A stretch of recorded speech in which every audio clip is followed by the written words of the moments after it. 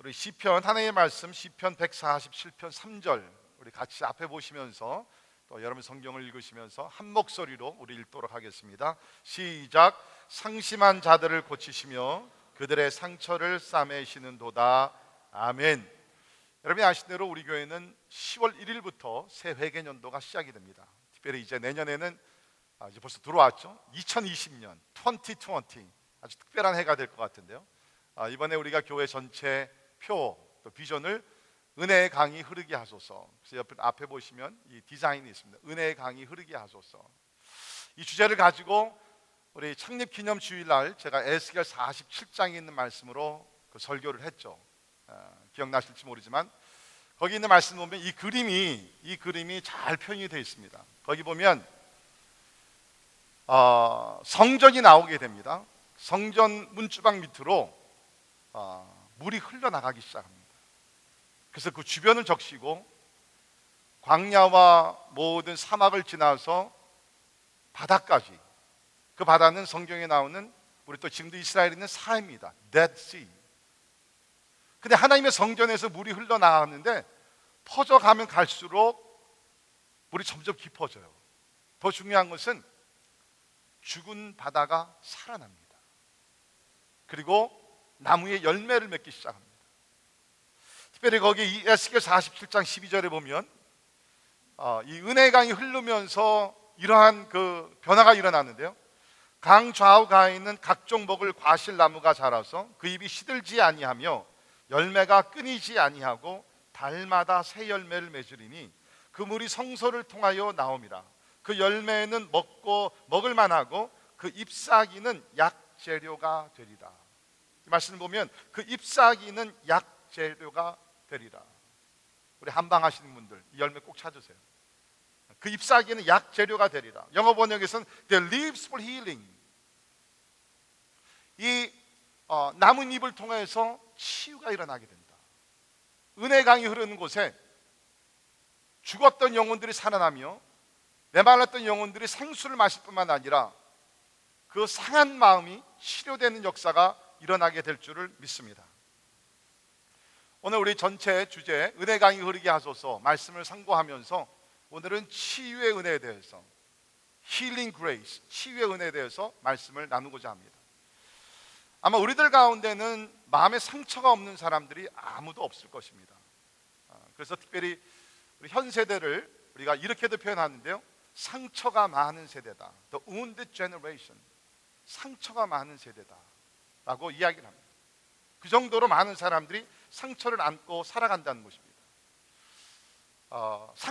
마음의 상처가 눈에 보이진 않죠. 그러나 여러분, 암세포가 눈에 보이진 않지만 우리의 몸을 파괴시키지 않습니까? 마찬가지로 이 마음의 상처라는 것은 우리 육안으로 볼 수는 없지만 어떻게 보면 육신의 병보다 가장 우리를 고통스럽게 하고 우리의 삶을 무너뜨리는 것이 바로 이 마음의 상처일 것입니다. 마음의 상처. 그러니까 우리는 우리의 전 인격체를 건강하게 유지하면서 무엇보다도 이 마음을 건강하게 지키기 위해서 온갖 노력을 해야 합니다. 우리 잠언 4장 23절에 보면 같이 한 목소리를 읽겠습니다. 시작. 모든 지킬 만한 것 중에 더욱 내 마음을 지키라. 생명의 근원이 이에서 남이니라. 아멘. 우리 삶에 지켜야 될 영역이 많이 있지만 내 마음을 지켜라. Guard your heart. 내 마음이 상해서 넘어지지 않게, 병들지 않기 위해서 내 마음을 지켜라 라고 하나님께서 말씀을 합니다. 우리 온 사람들은 몸의 건강에 대해서는 관심이 많죠. 그래서 우리가 다이어트도 하고 좋은 음식을 먹고 운동도 하고 또 몸에 병이 생기면 빨리 가서 치료도 받고. 그런데 안타까운 것은 내 마음에 병이 생기면 사실 육신의 병보다 마음의 병이 더 중요한데 관심이 별로 없어요. 뭐 어떻게 되겠지. 그냥 아픔이 있는데도. 자, 내 몸에서 피가 철철 나는 것보다 내 마음에서 피가 나고 있는데도 이거에 대해서는 사람들이 무심하고 넘어갈 때가 상당히 많이 있다는 거죠. 마음의 상처가 무엇이냐? 어떻게 보면 이것은 상처난 감정이다 라고 우리가 말할 수 있습니다. 상처난 감정. 우리 사람들은 지정의의 요소가 있습니다. 그런데 특별히 emotion, 우리의 감정은 상처를 받을 수 있어요. 아니, 어떻게 보면 상처를 굉장히 쉽게 받죠. 그 상처가 깊어지게 되면서 점점 우리는 힘들어요. 대부분이 마음에 상처가 있는 사람들은 마음에 평강이 없어요. 불안도 있고 좌절감, 실패의식 이런 것들로 가득 차 있습니다. 그러면서 우리에게 영향을 주는 것이 뭐냐면 인간관계의 장애를 가지고 옵니다. 마음에 상처가 있는 사람들은요, 대부분의 우리의 마음의 상처는 인간관계에서 우리가 얻어지는 거잖아요. 그렇기 때문에 사람들을 두려워해서 관계를 맺으려고 하지 않습니다. 또 반대 현상은 뭐냐면 내가 상처를 받았기 때문에 나름대로 보복하는 차원에서, 의도는 그게 아니지만 자연적으로 나오는 현상이 뭐냐면 다른 사람들에게 상처를 주려고 해요. 결과적으로는 그런 일들이 우리 삶 속에서 많이 일어납니다. 뿐만 아니라 마음에 상처가 있는 사람들은 어떤 면에서 자기를 보호하기 위해서 굉장히 이기적으로 살아가게 됩니다. 자기 중심으로 됩니다. 모든 원인은 다른 사람들에게 돌리고 나는 항상 피해자라는 피해자 의식 속에서 살아가시는 분들이 꽤 많이 있다. 우리 모든 다 어떤 면에서 상처를 입은 사람들이에요. 크고 작은 상처, 또 짧게 길게 오래된 상처들이 우리 마음속에는 남아있을 것입니다. 오늘 본문 말씀 보면 우리 하나님은 우리 육신의 병을 고쳐주시는 하나님이실 뿐만 아니라 마음의 병을 고쳐주시는 치료자 하나님이 되신다는 것입니다. 그래서 오늘 본문을 다시 한번 보시면 상심한 자들을 고치시며 He heals the broken hearted. 그러니까 여기 상심이라고 그랬으니까 육신의 병보다는 마음의 상함, 마음의 병, 이것을 고쳐주시는 분이 바로 우리 하나님이시라는. 우리 예수님은요, 우리 마음에 병든 사람들을 잘 치료하시는 전문가이십니다. 그 이유 중에 하나가 뭐냐면 하나님은 전능전지하실 뿐만 아니라 우리 하나님의 아들 예수 그리스도 이 땅에 오셔서 사시면서 많은 상처를 받으셨던 분이죠. 특별히 이사야 53장에 보면 예수님의 생애에 대해서 이렇게 예언이 됐고 그대로 예수님은 사셨죠. 거기 보시게 되면 예수님은 그는 멸시를 받아 사람들에게 버림받았으며, 오늘도 제가 말씀드리겠지만 대부분의 상처는 버림받은, 사람들에게 거절당한 rejection, 이 가운데서 우리가 많은 상처를 받게 되는데, 우리 예수님 하나님의 아들로서 이 땅에 오셨는데 사람들에게 버림을 받으셨다. 계속 읽어보면 멸시를 당하고 슬픔을 당하였고 찔림을 받고, 그 다음에 중요한 것은 뭐냐면 그 마지막 부분에 그가 채찍에 맞음으로 우리는 나음을 받았도다. And by his wounds we are healed. 희한하죠? 그가 채찍에 맞아 상처를 입음으로 그의 상처로 인해서 우리가 나음을 얻게 된다. 그래서 우리는 예수님을 요새 우리 사용하는 말 중에 뭐가 있습니까? The wounded healer. 상처 입은 치료자다. 상처 입은 치료자다. 여러분에게 어떤 상처가 있는지는 모르겠어요. 그러나 분명한 사실은 여러분이 경험한 그 상처 우리 예수님 다 경험하셨고요. 그 고통 예수님 충분히 이해하십니다. 사람들에게 거절당하셨죠. 자기 백성들에게 거절당하셨어요. 마지막 십자가 달려 죽으실 때 사랑하고 아끼고 훈련을 시켰던 제자들이 하나씩 하나씩 등을 돌리고 도망가기 시작합니다. 예수님을 팔아넘기고 예수님을 3번씩이나 부인하고. 여러분, 이런 걸 우리 생각할 때에 쉽게 생각하지 않기를 바랍니다. 물론 예수님은 완전 하나님으로 이 땅에 오셨지만 at the same time 동시에 예수님은 완전 인간이셨다고 성경에서 이야기하고 있어요. He was fully God and yet he was fully man. 그러니까 예수님의 인성으로 바라봤을 때 뭡니까? 여러분이 상처를 받고 그러므로 인해서 많은 고통을 느끼게 되는데 예수님 likewise, 예수님 또한 사람들에게 버림받고 거절당하고 십자가에 달리시고 채찍에 맞고 오해를 받으시면서 예수님 또한 그 마음속에 많은 상처가 있으셨다는, 그 예수님은 우리의 상처를 이해하시면서 우리의 상처를 고쳐주시는 하나님이신 줄 믿습니다. 그럼 하나님께서 어떻게 우리 마음의 상처를 고쳐주시느냐? 뭐 하나님의 방법은 무한정으로 많겠죠. 근데 제가 말씀을 보면서 깨달은 것은 뭐냐면, 하나님은 우리 마음의 상처를, 잘 들으세요, 마음의 상처를 어떻게 고쳐주시냐 하면 나를 바라보는 자아상을 바꿔주신다는 거예요. self-image, self-esteem. 대부분의 마음의 상처라는 것은요, 물론 내가 환경과 이웃을 통해서 받은 상처지만 결국 내 마음에 상처를 주는 사람은 누구냐면 본인이에요. 어떤 말을 우리가 똑같이 듣더라도 어떤 사람들 상처를 받습니다. 그러나 어떤 사람은 상처를 받지 않아요. 어떤 어려움을 경험합니다. 그것이 어떤 사람이 상처가 됩니다. 그러나 어떤 사람들에게는 상처가 되지 아니하고 그냥 지나갑니다. 그러니까 대부분이 우리 마음속에 만들어진 이 상처라는 것은 우리가 그렇게 만든 거예요. 자, 여러분, 블레임하는 것이 절대로 아니라 내가 내 자신에 대해서 그렇게 생각했기 때문에, 나는 피해자라고 생각을 했기 때문에 내 마음에 상처가 생긴 거죠. 그래서 하나님은 우리가 예수를 믿고 나서 우리를 완전한 새로운 피조물로 바꿔주시면서 뭐까지 바꿔주시냐면 나를 바라보는 시각, the attitude that I look for myself, 나를 바라보는 시각을 바꿔주시는 것 같아요. 예수를 만나기 전에 세상적으로 인간적 중심으로 내 자신을 바라봤는데 예수를 믿고 나서는 새로운 피조물로 만들어주시면서, 쉽게 말씀드리면 사람의 눈으로, 나의 눈으로도 아니라 하나님의 눈으로 나를 바라보게 됩니다. 여러분, 굉장히 중요한 요소예요. 여러분이 아직까지도 여러분의 자신을 인간적인 세상적인 방법으로 바라보시면요, 우리는 좌절하고 실망할 수밖에 없습니다. 또 때에 따라서 우리가 우울증에 빠지기도 합니다. 너무나 괴로워서. 그런데 우리 자신을 더 이상 나의 모습으로, 세상의 렌즈로 보질 아니하고 하나님의 렌즈로, 하나님의 관점으로, 하나님의 시각으로 나를 바라보게 되면 어쩌면 내 안에 있는 내적인 어떠한 시름, 상처, 이런 것들이 생각보다는 쉽게 또 빠르게 치유될 수 있습니다. 저는 확신합니다.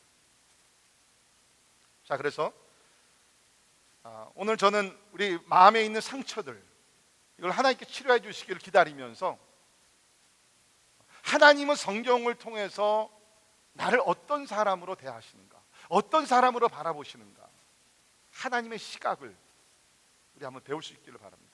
첫째, 하나님은 성경을 통해 나를 받아주셨다라고 말씀하십니다. 나를 받아주셨다. 영어로 말씀드리면 I am acceptable. 하나님이 거절하지 않으셨다는 거예요. 하나님이 우리를 버리지 않으셨다는 거예요. 하나님이 우리를 받아주셨다는 것입니다. 우리의 많은 상처는 사람들에게 거절당하고 버림을 당하는 가운데서 받는 상처가 큽니다. 혹시 여러분들 가운데 자라면서 부모에게 버림받으신 분들도 있을 수 있어요. 형제들에게, 친구들에게, 신뢰했던 사람들에게, 아니 사랑하던 배우자에게 배신당하면서 거절을 당하고 버림당하신 분들도 있을 겁니다. 세상이 그렇잖아요. 우리는 버림을 당하게 되면 어떻게 됩니까? 상처가 생깁니다. 그러니까 우리는 어떻게 살아요? 어떻게 서로 사람들에게 버림당하지 않기 위해서, 요새 말로 얘기하면 어떤 면에서는 왕따 되지 않기 위해서 내가 원하는 그러한 말과 행동이 아니에요. 근데 영어로 표현은 just fitting with the crowd, 사람들에게 끼어서 함께 동행하고 왕따가 되지 않기 위해서, 거절당하고 버림받지 않기 위해서 우리는 온갖 노력을 많이 해요. 그러면서 우리는 나에게 어울리지 않는 말과 행동을 하기도 합니다. 우리 특별히 사춘기 때는 어떻게 합니까? 뭐 술도 같이 마시고 담배도 같이 피고 파티도 같이 하고, 내가 별로 원하지 않는데 내가 이렇게 해야지 사람들에게, 친구들에게 거절 안 당하고 저들과 같이 함께 할 수 있기 때문에. 그러니까 우리 사람들에게는 there's the fear of rejection, 사람들에게 버림받는, 거절당하는 그런 두려움이 있어요. 또 거절당하게 되면 어떻게 됩니까? 그것이 우리 마음속 깊은 상처로 남게 됩니다. 근데 하나님의 말씀을 보게 되면 우리 로마서 15장 7절 우리 같이 읽을까요? 로마서 15장 7절 시작. 그러므로 그리스도께서 우리를 받아 하나님께 영광을 돌리심과 같이 너희도 서로 받으라. 아멘. 여기 보면 그리스도께서 우리를 받아 주셨다.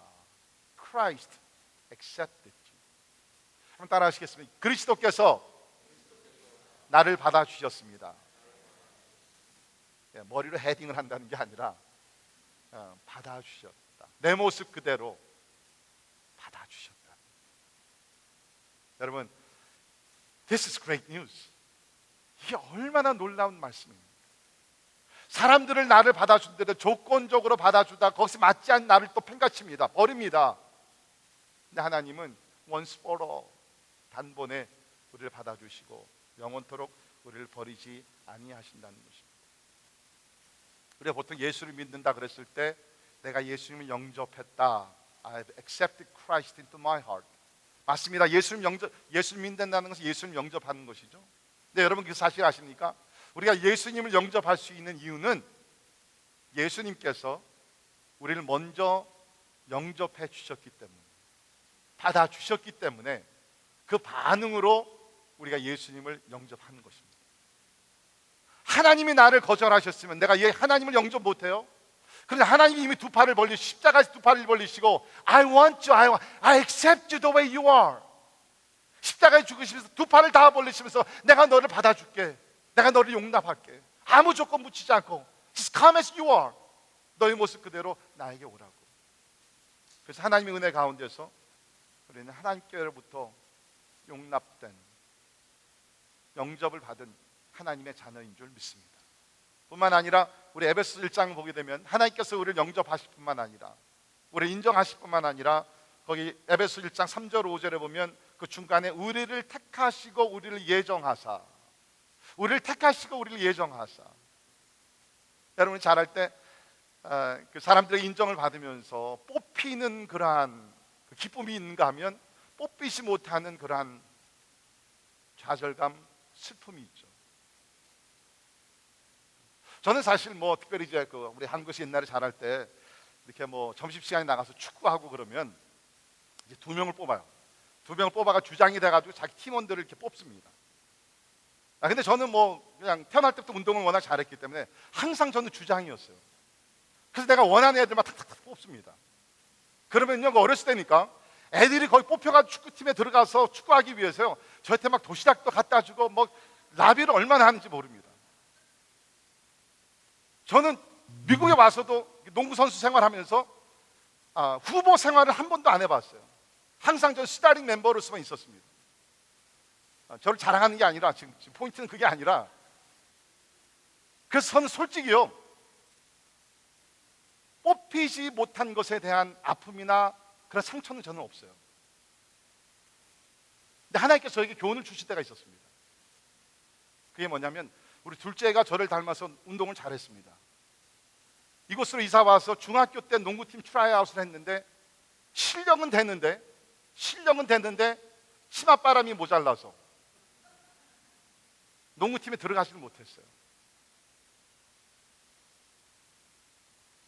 그 어린 나이에 사춘기 때 너무 절망해요. 아빠, Daddy, I'm good enough to be in the team. 내가 실력은 됐는데 내가 뽑히지 못했어. 제가 얼마나 우울한지 몰라요.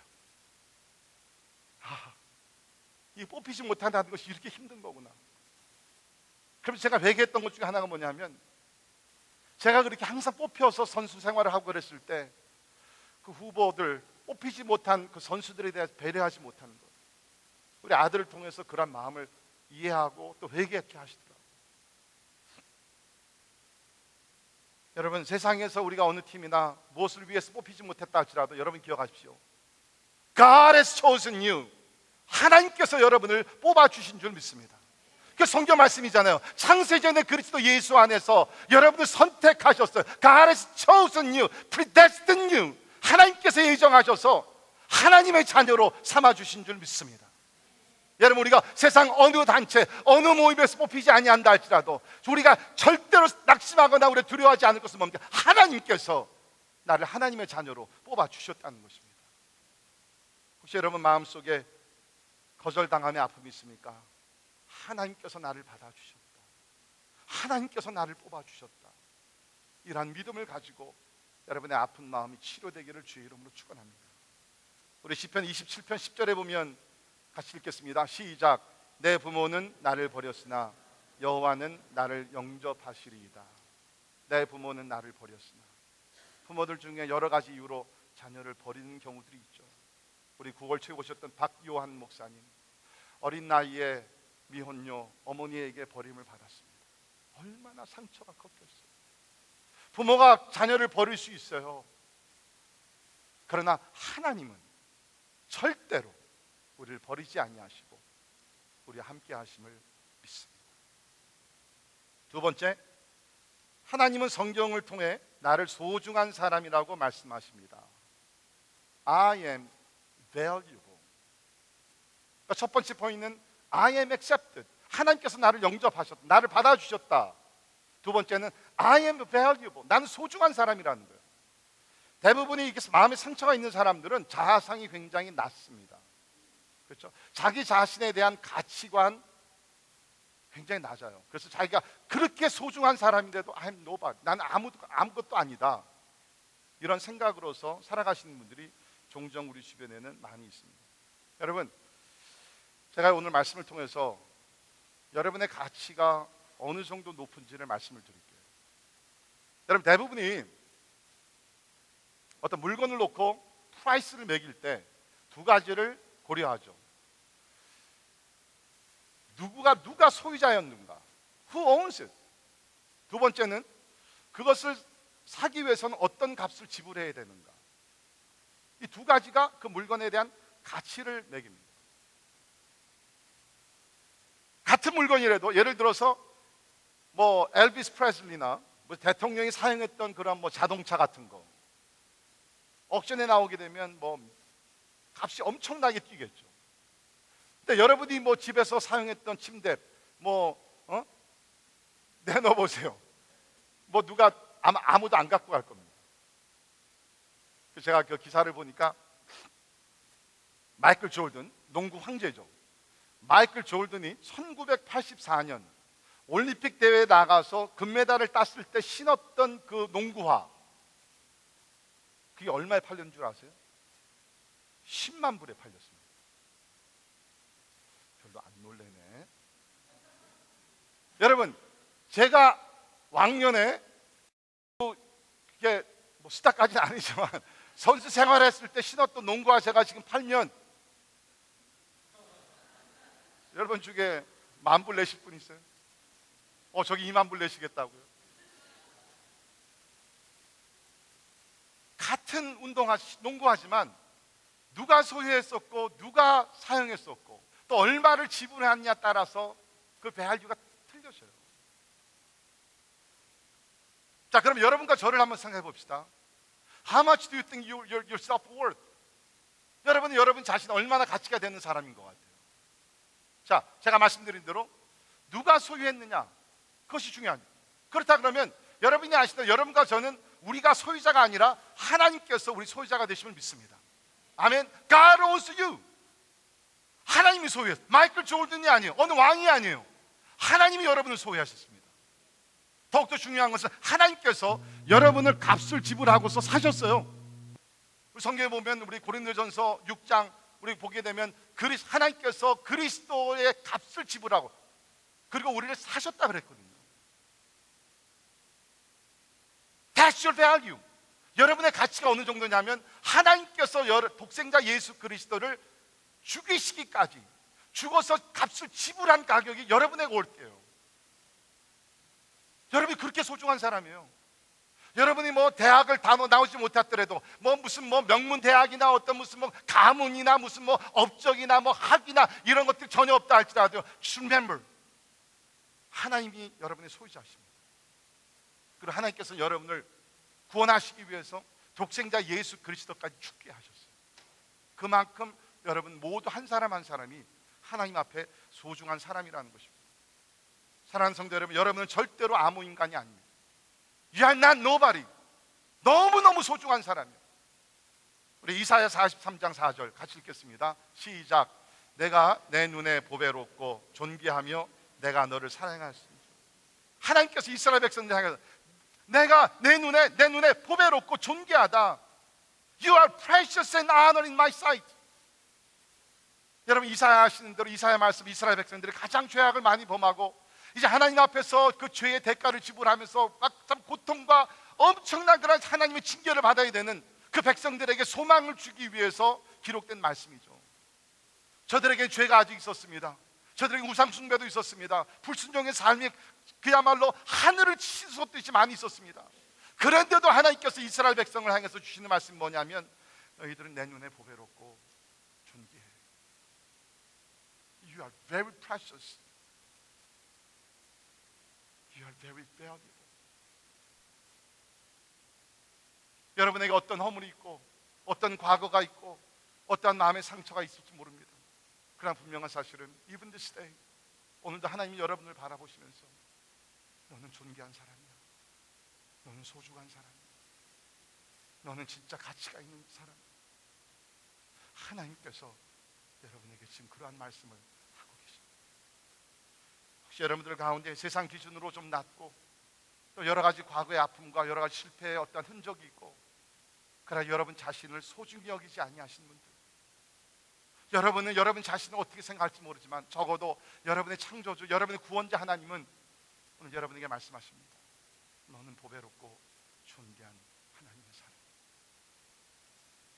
여러분의 자녀들에게 꼭 이 자아상을 심어줄 수 있기를 바랍니다.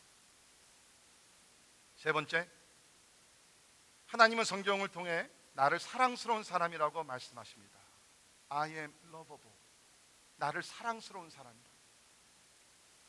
마음의 상처가 있게 되면 대부분 이제 어떤 사람들에게 거절당하고 버림당한 그러한 그 아픔이 있기 때문에 그러다 보니까 이제 자기 자신도 사랑하기가 어려우시게 되죠. 그래서 우리 마음속에는 어떤 생각이 있습니까? Nobody loves me.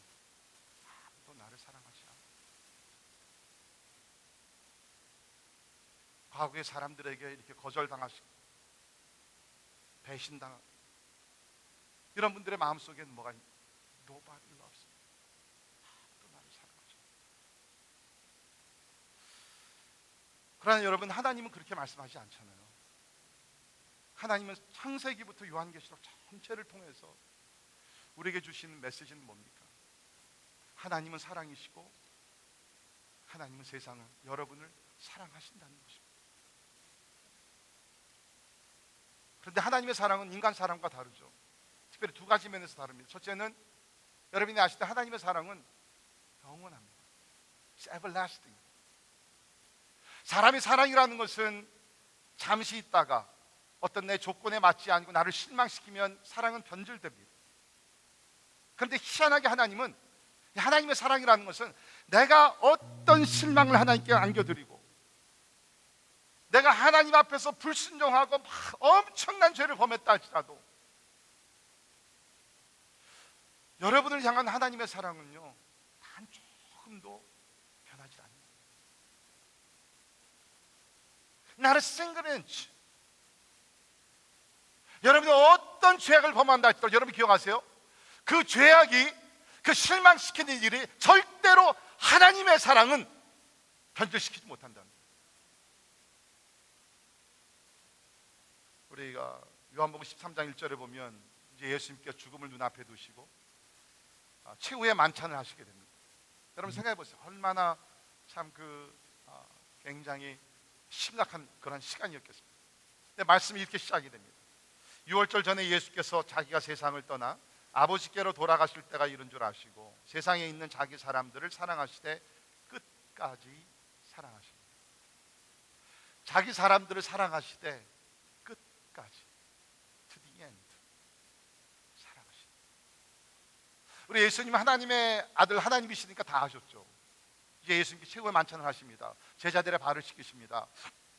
그리고 나서 12명 중에 한 사람 가룟 유다가 예수님을 팔아넘길 것 아셨고요. 예수님께서 이제 수제자였던 베드로도 예수님 3번씩이나 부인할 걸 다 아셨고 이제 십자가 달려 죽으실 때 12명이 다 하나같이 다 도망갈 것 주님 아셨어요. He knew all of that. 우리 같으면 어떻게 하겠어요? 그 자리에서 한 사람씩 불러놓고 혼내겠죠. 너 그럴 수 있어? 너 그렇게 배신할 수 있어? 네, 예수님 그렇게 하지 아니하시고 저들을 사랑하시되 끝까지, 제자들이 앞으로 어떤 일을 행할 걸 다 아시면서도 끝까지 사랑합니다. 또한 하나님의 사랑은 인간의 사랑과 다른 점이 뭡니까? 무조건적이라는 거죠. unconditional. 너무나 많이 듣던 얘기예요. 대부분의 우리 인간적인 사랑은 뭡니까? 조건이 맞으면 그 사랑이 유지가 돼요. 그렇죠? 부부관계도 그렇지 않습니까? 우리가 결혼식 했을 때 서약했던 모든 것, 그런 것들이 조건이 계속 지켜지면 서로 사랑이지만, 그 서약했던 조건들이 하나씩 하나씩 꺼지게 되면 어떻게 됩니까? 점점 멀어지기 시작합니다. 결국에는 갈라지기까지 하죠. 대부분의 인간적인 사랑은요, 조건적이에요. 내가 이렇게 사랑하는데 상대방이 그렇게 사랑해주면 okay, that's fine, let's keep this relationship. 만약에 그렇지 않으면 어떻게 되죠? 사랑은 쉽게 깨집니다. 그런데 하나님의 사랑은 절대 그렇지 않아요. 제가 분명히 말씀드립니다. 여러분을 향한 하나님의 사랑은요, 여러분의 행동과 태도와 전혀 상관이 없어요. 그게 놀라운 것이에요. 여러분, 저 남용하지 말기를 바랍니다. I pray that you will abuse this God's love. 그러면 나는 이제 내가 멋대로 살아야 되겠네? 그게 아니에요. 하나님의 사랑이 놀랍다는 것을 제가 지금 여러분에게 말씀을 드리는 거예요. 제가 증명을 하죠. 우리 호세아 11장 8절 9절에 보면 이런 말씀이 나옵니다. 여러분 아시대로 호세아는 하나님께서 영적으로 간음했던 이스라엘을 그래도 사랑한, 간음이에요. 간음. 영적인 간음입니다. 그런데도 하나님께서는 그 이스라엘을 계속 사랑하시겠다는 메시지를 주시는 거죠. 보세요. 에브라임이요, 이스라엘입니다. 내가 너를 어찌 놓겠느냐? 이스라엘에 내가 어찌 너를 버리겠느냐? 대답은 뭐예요? 버릴 수 없다는 거예요. 내가 어찌 너를 아드마 같이 놓겠으며 어찌 너를 스보임 같이 두겠느냐? 여기서 나오는 그 아드마와 스보임은 뭐냐면 옛날에 소돔과 고모라 성이 멸망당했을 때 같이 멸망했던 도시들의 이름입니다. 하나님께서 절대로 너희들 그렇게 멸하지 못하겠다는 거예요. 그 다음에 나오는 말씀, 내 마음이 내 속에서 돌이키어, 내 마음이 내 속에서 돌이켜 나의 긍휼이 온전히 불붙듯 하도다. 보세요. 지금 이스라엘이 하나님 앞에서 영적으로 간음했어요. 버림을 받더라도 전혀 문제가 없습니다. 하나님 앞에 핑계댈 수 없습니다. 그런데 여기 보십시다. 하나님께서 어떻게 이스라엘 사랑하시냐? 내 마음이 내 속에서 돌이키어 나의 긍휼이 온전히 불붙듯 하도다. 이스라엘의 반응, 이스라엘의 상태 전혀 상관이 없어요. It's all within God Himself. 하나님의 마음 안에서, 하나님의 자비와 은혜와 긍휼이 많으신 하나님이기 때문에 하나님 안에서 이 긍휼이 자꾸 불타오르듯이 일어나는 거예요. 하나님 말씀하십니다.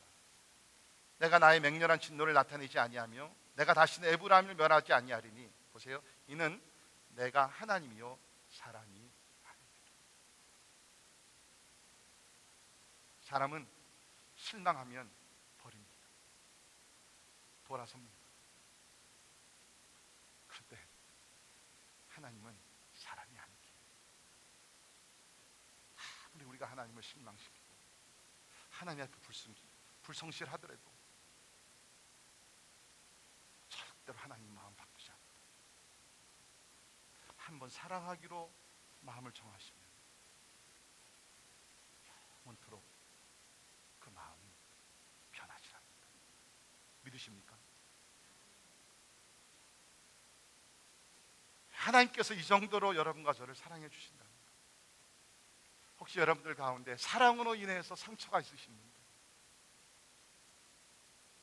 인간적인 사랑은요 완전하지 못해요. 남편의 사랑, 아내의 사랑, 부모의 사랑, 자식의 사랑 절대로 완전하지 못합니다. 최선을 다해서 우리 서로 사랑해야 돼요. 그러나 인간의 사랑은 아시는 대로 imperfect, 불완전해요.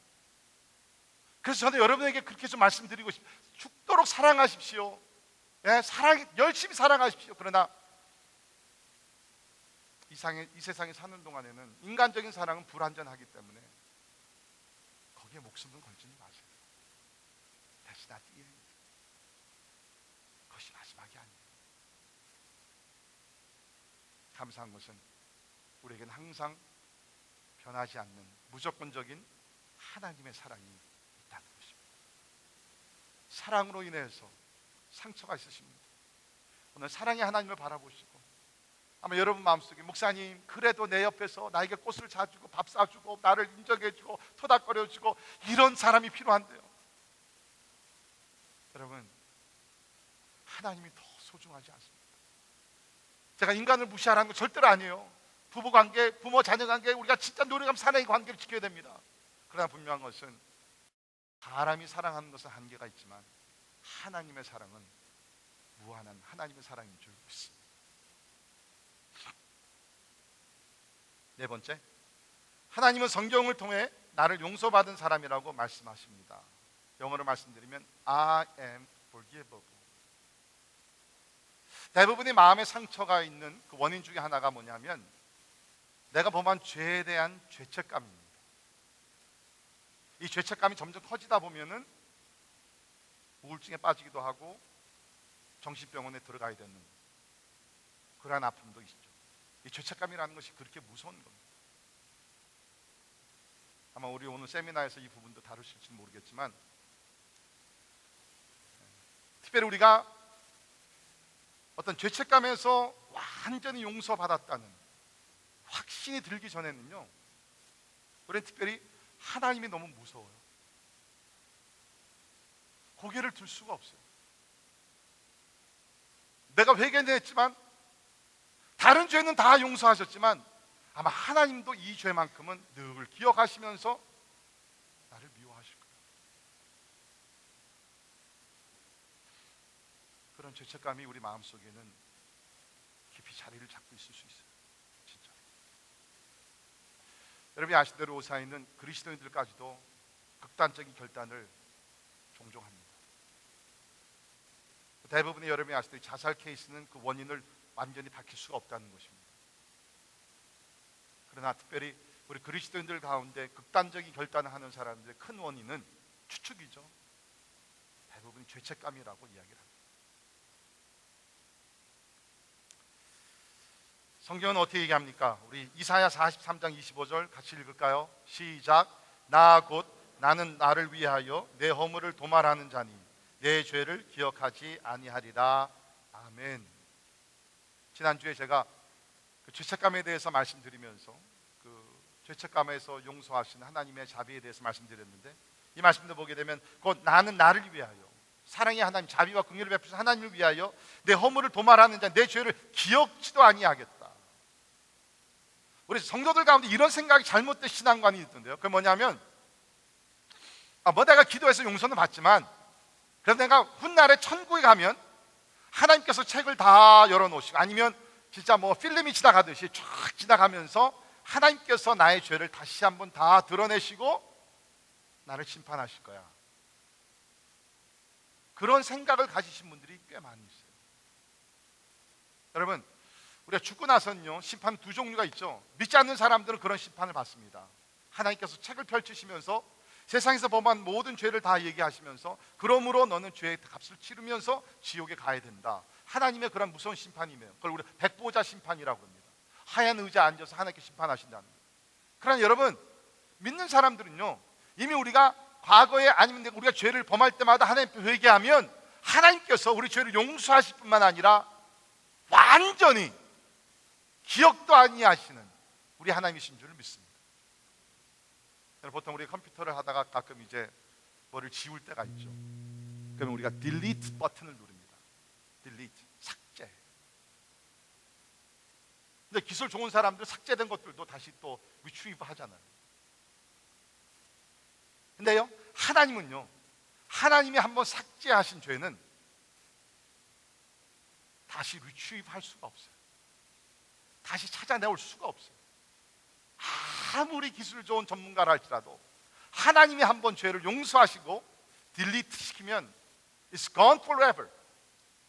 영원토록 이건 사라지는 것입니다.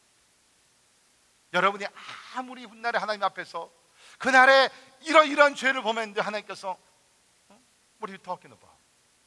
무슨 죄를 졌지? 난 전혀 모르는데. 저는 전혀 기억이 없는데. 하나님께서 프리텐드 하는 게 아니라 성경 말씀 하나님의 본성이에요. 하나님의 본질이 그거예요. 용서하시면 that is it. 우리 사람들은 그러죠.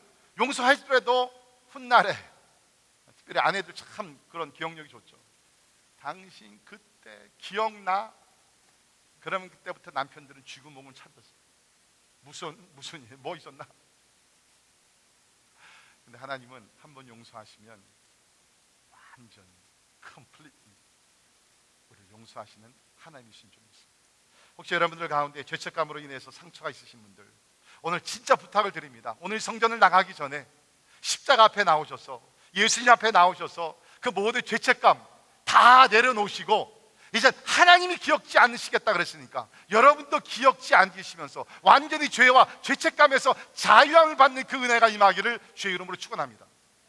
자, 이제 마지막 중요한 포인트입니다. 이게 결론인데, 이것이 뭐냐면 하나님은 성경을 통해 내가 모든 일을 할 수 있는 사람이라고 말씀하십니다. 성경을 통해 내가 모든 일을 할 수 있는 사람이라고 말씀하십니다. 영어로 말씀드리면 I am capable, 할 수 있다. 대부분 상처가 깊어지고 오랫동안 갖게 되면 사람들이 무기력해집니다. We become so helpless. 그래서 할 수 있는 일도 그 상처 때문에 하지를 못해요. 우리 교회에서도 보게 되면 과거에 상처가 있어서, 과거에 어떤 교회에서 받은 상처 때문에 우리 교회 오셔가지고서 사역하는 것을 두려워하시는 분들이 있어요. 점점 어떻게 해져요? 약해지면서 무기력해집니다. 그런 생각은 하나님께로부터 오는 생각이 아니겠죠. 자, 여러분이 아신 대로 사도 바울이 우리 빌립보 4장 13절 이런 얘기했습니다. 같이 한 목소리 있습니다. 시작. 내게 능력 주시는 자 안에서 내가 모든 것을 할 수 있느니라. 내게 능력 주시는 자 안에서 내가 모든 것을 할 수 있다. 여러분, 이 말을 누가 한 얘기예요? 사도 바울이 한 얘기입니다.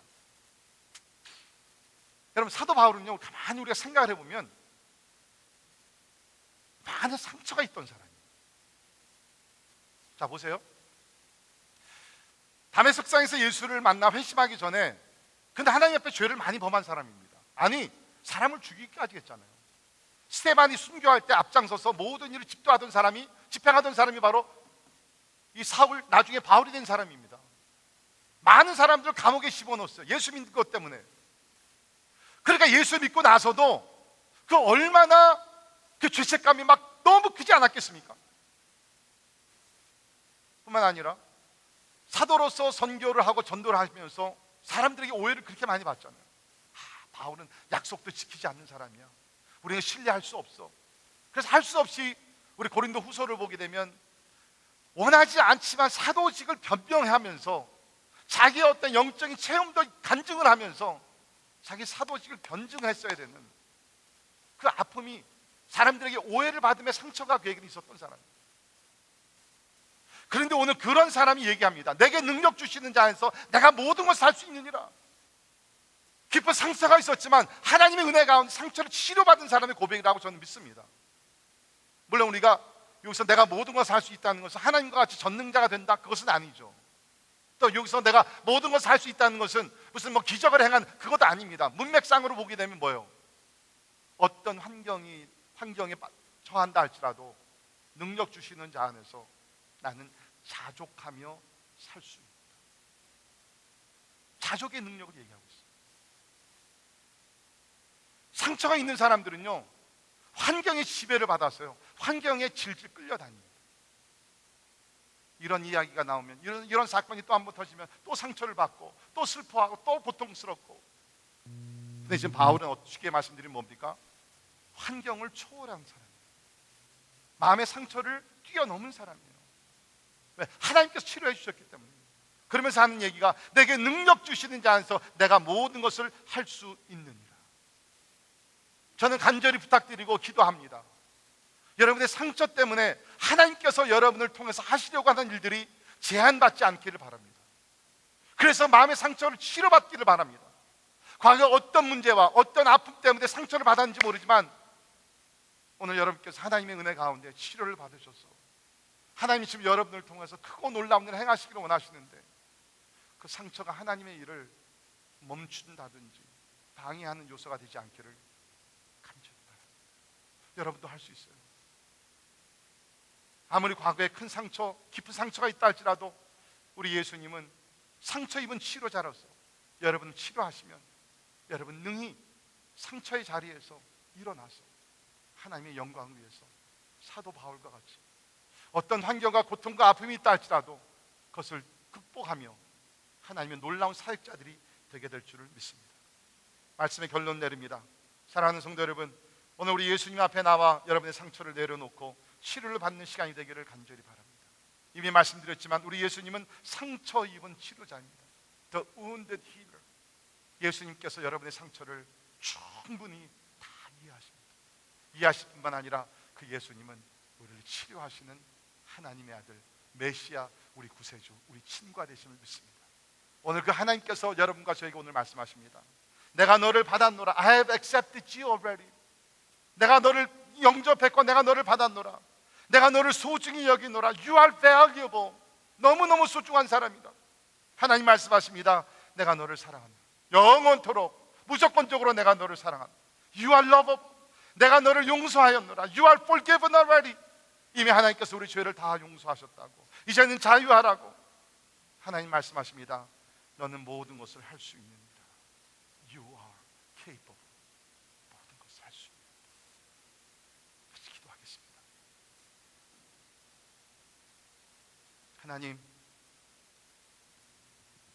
하나님은 우리의 상한 마음을 고치시는 치료자 하나님을 인하여 감사합니다. 우리의 아픈 마음을 가지고 주님 앞에 나와서 오늘 하나님의 치유와 회복을 받기를 간절히 소망합니다. 우리 예수님 거절당함의 아픔을 그 누구보다 깊이 체험하신 분입니다. 사람들에게 버림받은 그 고통이 얼마나 큰지 우리 예수님은 몸소 다 체험을 하셨습니다. 하나님, 우리 안에 있는 이 마음의 상처 하나님께서 아시오니 오늘 십자가의 보혈로 하나님의 사랑의 터치로 성령의 위로하심으로 우리를 어루만져 주시고 우리를 치료하여 주시사 더 이상 이 아픔이 하나님 우리 삶에 방해가 되지 말게 하시고 특별히 하나님께서 우리를 통해서 하시려고 하는 그 거룩한 일에 방해물이 되지 않도록 하나님이여 우리의 마음을 치료하여 주시옵소서. 예수님 이름으로 간절히 기도하옵나이다. 아멘. 다 일어나셔서 우리 같이 찬양하겠는데요. 치료자 찬양, 우리 금요 예배 나오신 분들은 몇 번 불른 찬양인데 조금 이렇게 음악적으로는 쉽진 않아요. 근데 가사를 여러분께서 읽으시면서 좀 하나님께서 우리 영혼을 치료하시는 그 은혜가 임할 수 있기를 간절히 바랍니다.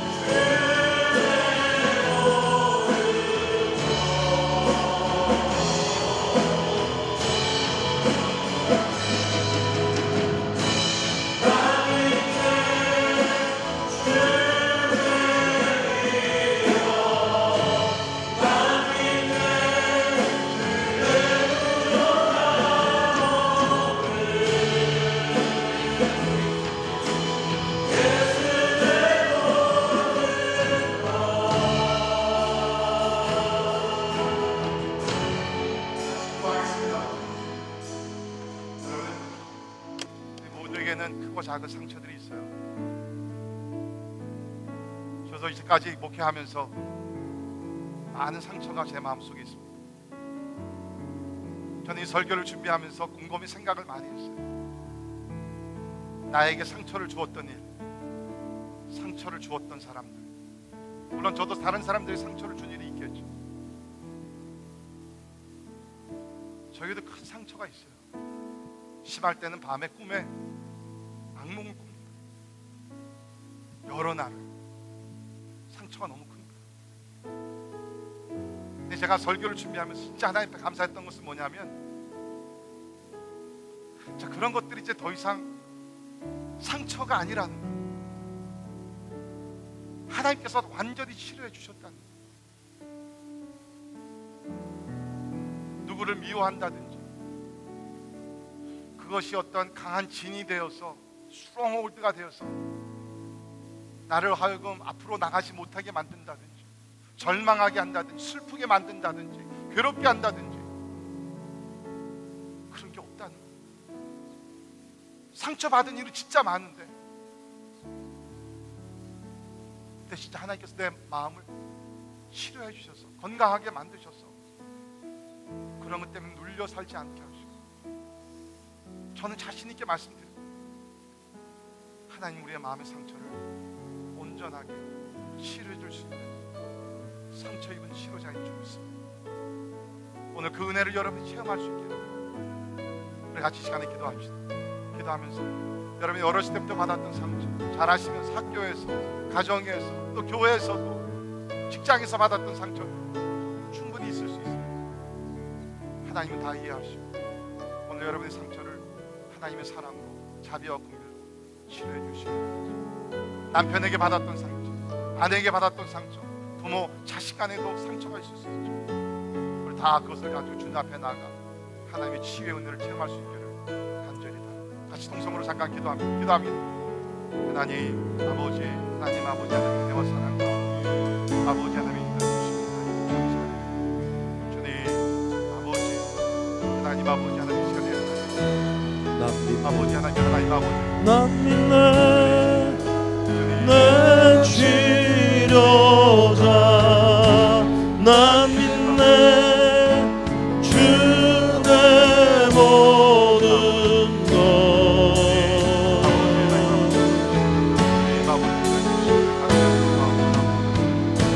난 믿네 주 내 기억, 난 믿네 내게 부족함 없는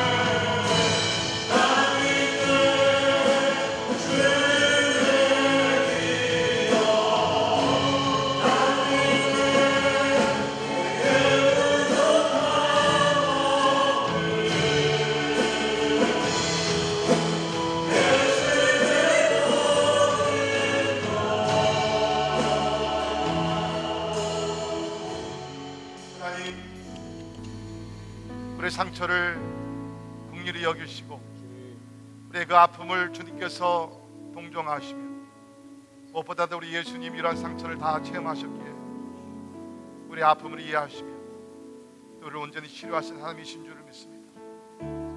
우리들 가운데는 어렸을 때 자랄 때 받았던 상처가 있는 분들이 계십니다.